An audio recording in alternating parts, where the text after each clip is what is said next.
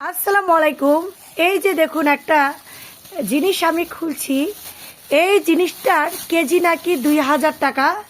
তাহলে এখানে আমি নিয়েছি দেখুন শুধুমাত্র 4টা।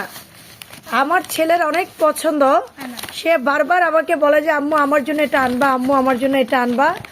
তো 2000 টাকা কেজি। যে দেখুন কয়টা, এই যে দেখুন 350 টাকা এই 4টার দাম। কি বুঝলেন? স্ট্রবেরি 4টার দাম 350 টাকা নিয়েছে। এখন ছেলে খাবে, সেটা হচ্ছে কথা। হ্যাঁ, দুই দিবে।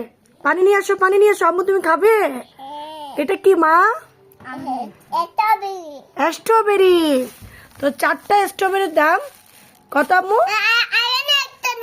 হ্যাঁ, তোমারটাও দেখাও, সবাইকে দেখাও।